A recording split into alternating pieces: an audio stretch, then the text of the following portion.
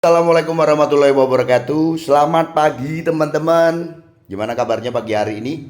Semoga teman-temanku semuanya dalam keadaan yang baik ya.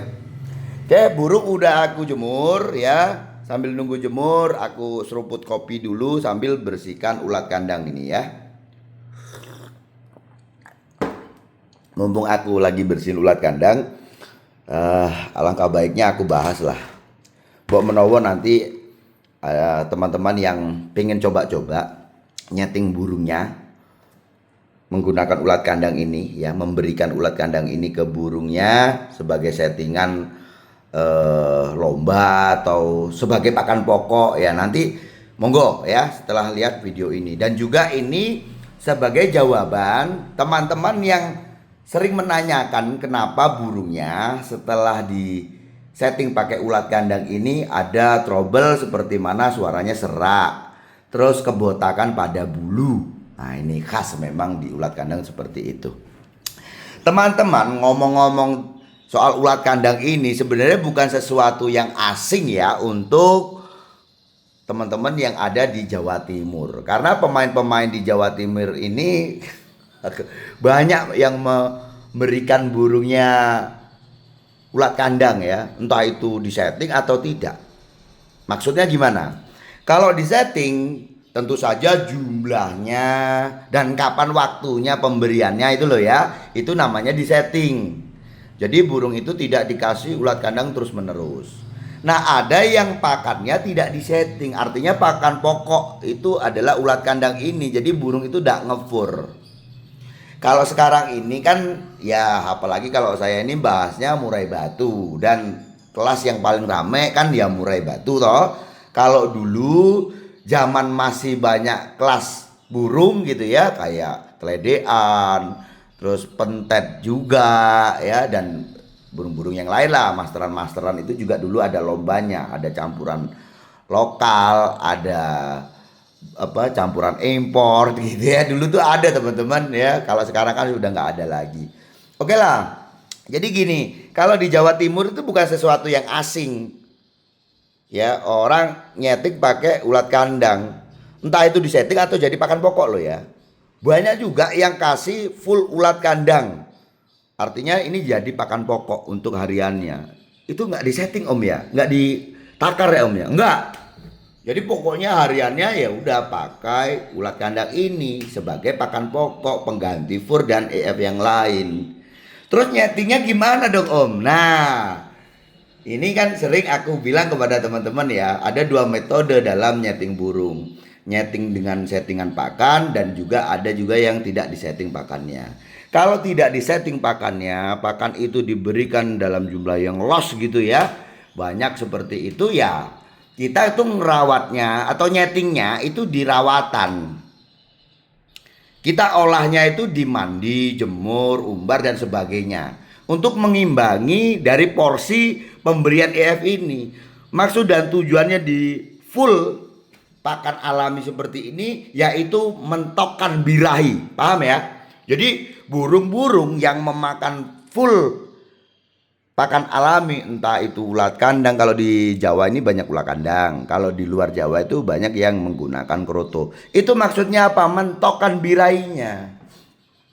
Nah setelah itu nyetingnya dirawatan untuk mencari titik enaknya. Ya kan, burung kalau udah mentok birahi pastilah burung ya gacor, ya respon, keinginan tarung pasti ada, itu jelas dasarnya sudah ada.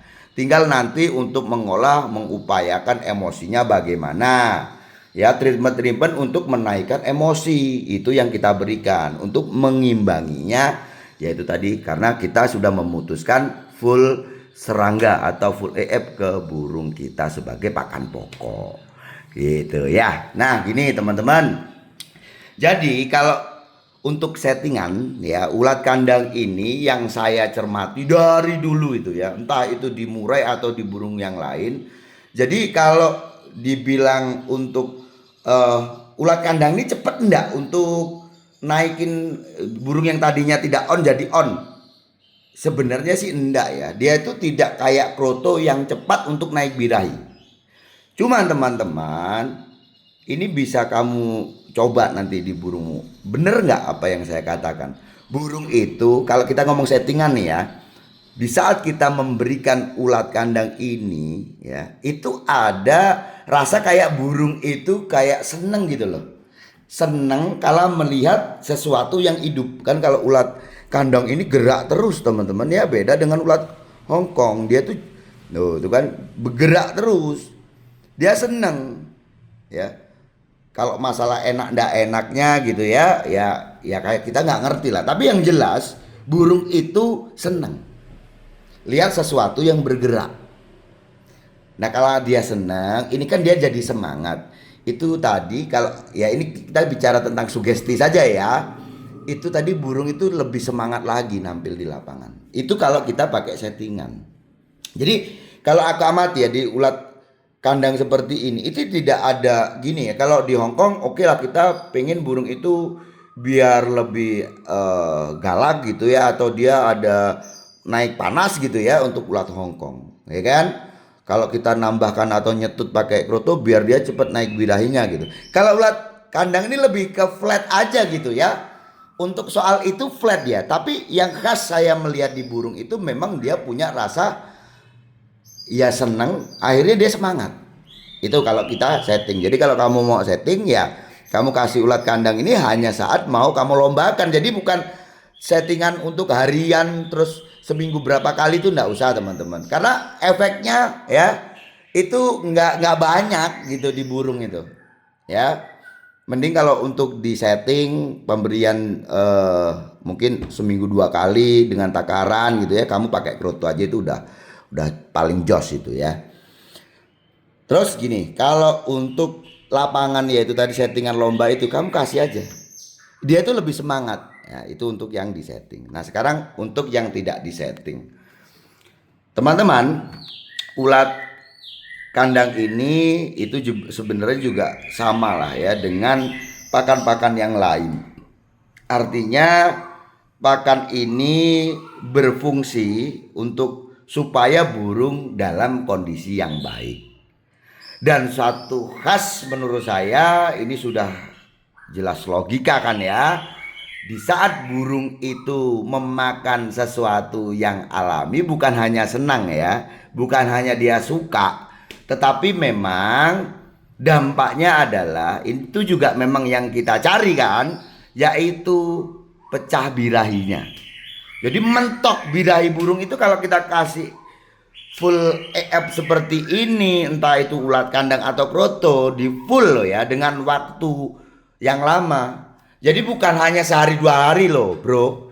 Ingat ya, bukan sehari 2 hari. Kalau kita bicara tentang pakan pokok itu tentu saja untuk supaya dia mendapatkan kondisi yang betul-betul prima, dia sudah terbiasa dengan pakan itu tentu saja dengan waktu yang lama, jangka panjang lah ya. Artinya burung sudah makan itu dengan jangka waktu yang lama. Kalau pendek ya yang terjadi burungmu pasti akan ada efek di mana yang tadinya dia tidak pernah memakan akhirnya dia makan sesuatu yang alami dan tentu saja juga protein naik, ya burung jadi kekencengan, burung jadi nakal dan sebagainya. Itu jangka pendek. Tapi kalau ngomong-ngomong jangka panjang, ya burung itu nanti ini dengan pakan yang lain itu hampir sama.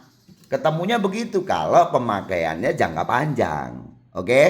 Nah masalahnya kalau di ulat kandang ini pemakaian jangka panjang, khas di burung-burung yang memakan ulat kandang itu ada kebotakan. Ingat ya, ini tidak ngomong sebulan 2 bulan, ngomongnya tahunan.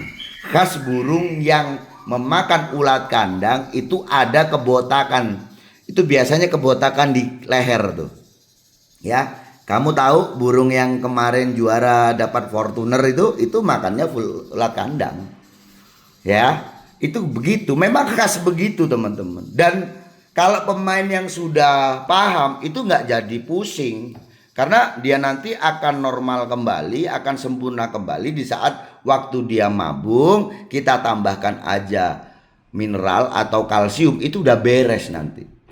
Itu soal bulu. Nah sekarang ngomong-ngomong soal serak, ini kan juga banyak yang teman-teman ngeluh kalau dikasih ulat kandang burungnya serak. Nah teman-teman, Ini kan sebelum aku kasih ke burung gini, ini sengaja ya. Jadi aku kasih full supaya dia memang tumpah-tumpah. Jadi aku kasih tempat lagi supaya dia memang begitu gitu ya. Nanti itu biar dia bergesekan. Jadi yang kotor-kotor juga itu nanti akan naik ya kalau di full seperti itu. Nanti yang di atas karena dia tuh pengennya sembunyi di bawah. Jadi kotoran itu nanti yang di atas itu naik, nanti jatuh-jatuh sendiri, oke? Nah, sekarang kamu lihat ini kan ada beras. Ini apa maksudnya? Dikasih makan beras kah Om? Enggak. Maksudnya apa? Jadi selain dikasih sarangan seperti ini atau saringan seperti ini gitu ya. Beras ini berfungsi apa? Untuk amplas sebenarnya.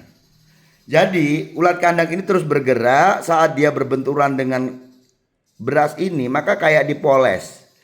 Ulat kandang itu kayak dipoles. Beda nanti teman-teman kamu kasih beras sama enggak. Kalau dikasih beras itu kayak dipoles dan dia lebih mengkilat, lebih bersih. Ingat teman-teman ya. Kenapa? Alasannya kenapa kok dikasih beras? Kenapa harus bersih? Apakah ini ya cuman disaring aja udah bersih? Ini kamu bisa lihat ya di sini nih. Jadi ulat kandang itu, lah tuh lihat tuh. Itu kan ada yang sesuatu yang menempel-nempel toh. Kayak tepung-tepung seperti itu. Nah, ini. Kelihatan nih. Ya, jelas ya. Tuh, kan nempel tuh. Ini kalau kamu tidak kasih beras biasanya begitu. Dia ada yang nempel debu-debu itu. Nah, teman-teman, ulat kandang ini saat sebelum kita kasih ke burung ini kan kita tampung dalam tempat penampungan kan ya. Ya enggak? Kamu kasih makan dia tempatnya sama. Dia buang kotoran tempatnya sama. Dia itu kayak bikin tempat untuk bersembunyi teman-teman. Dia buatnya dari kotoran dia. Jadi itu kayak apa ya? Jadi itu nanti bisa menutupi dia gitu loh ya. Apa itu bahasanya itu ya? Itu. Nah, itu kalau ya seperti ini dia nempel begini. Nah, gitu loh ya. Itu maksudnya untuk dia bersembunyi. Dia buat dari kotoran dia itu tadi.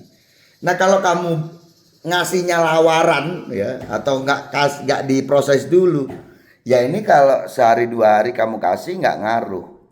Tapi beda cerita kalau kamu ngasihnya itu terus menerus. Ini yang tidak dipoles ya. Ini yang dipoles. Bedanya begini. Tuh. Nih ya. Tuh. Kalau dipoles, ini kan, nah gini nih. Dia lebih bersih. Yang dipoles itu lebih bersih tuh. Molesnya gimana Om Sana? Ya itu tadi kamu kasih beras aja udah cukup. Itu untuk masalah serak. Kok cuman seperti itu gara-gara tepung seperti itu kok bisa serak Om Sanda? Iya. Kamu kan nggak ngerti tepung itu apa. Itu yang jelas ini kalau di tempat penampungan dia ini kotoran. Lah burung mau makan taiknya juga dong berarti ya. Taiknya ulat kandang ini. Kan logikanya begitu. Oke ya, teman-teman, ulat kandang ini aman. Ulat kandang ini bisa dikatakan juga efektif. Hanya saja perlu ada ya perlakuan lah atau penanganan ya untuk supaya apa menghindari masalah-masalah yang ditimbulkan dari ulat kandang. Berarti enak kroto dong Om Sanda. Ya, kalau kamu punya pendapat seperti itu is okay. Tapi ingat, kroto juga ya, kalau kamu tidak memberikan dalam kualitas yang bagus, ingat kroto itu gampang basi. Kita akuilah, kroto itu memang pakan terbaik ya, pakan alternatif. Ingat, pakan alternatif terbaik itu memang kroto. Maka EF yang paling mahal itu kan kroto. Ya, karena memang dia paling bagus. Cuman masalahnya yaitu tadi dia itu gampang basi. Ya, karena dia gampang basi, kalau kamu kasihnya mungkin kroto yang sudah nginep atau kroto yang ya intinya kualitasnya kurang bagus lah, itu juga dampaknya serak di burungmu. Gitu. Ya. Saya rasa bicara tentang bagus atau tidak bagus, bicara yang paling bagus mana is oke lah. Semua punya pendapat. Semua punya alasan ya. Jangan kamu melihat supaya gini, wah kroto tuh bagus tapi kroto itu mahal, akhirnya kamu kasih ulat kandang terus kamu mengatakan bagus, ya is oke lah begitu. Sebaliknya juga begitu, ya kan? Oh, ulat kandang itu gampang bikin serak dan bikin semut, enak dikroto, nggak kemana-mana, jatuh pun cuman di situ, jadi semutnya juga di situ. Is oke lah, ya terserah deh. Saya cuman memberikan satu wawasan kepada teman-teman, dimana ini kan sebenarnya juga pakan alternatif kan ya, yang kamu bisa kasih ke burungmu. Kamu pakai kroto bagus, kamu pakai ulat kandang bagus, kamu pakai EF yang lain juga bagus. Oke, semua itu bagus. Yang terpenting adalah di saat kamu memberikan EF ke burungmu, entah kamu jadikan settingan atau pakan pokok, yang terpenting adalah bagaimana kamu ada penjiwaan di burung itu, sehingga nantinya kamu tahu, oh burung saya ini kelebihan di mana, kekurangannya di mana. Itu loh ya, yang paling penting itu. Entah kamu mau setting dengan takaran atau kamu kasih los. Kalau kamu nggak bisa melihat sesuatu yang dasar saja, kesiapan burungmu untuk digantangkan, kamu nggak bisa lihat itu, ya ngapain kamu ngomong soal pakan gitu ya. Yang terpenting itu gimana caranya kamu bisa menjiwai burung yang kamu rawat, ya, sehingga kamu tahu kurangnya apa di burungku, lebihnya apa di burungku, sehingga kamu nanti bisa ambil tindakan supaya burungmu itu bisa main maksimal, ya, mainnya neken tapi dengan rapi gitu ya. Oke, gitu aja teman-teman ya. Selamat pagi, selamat ngopi.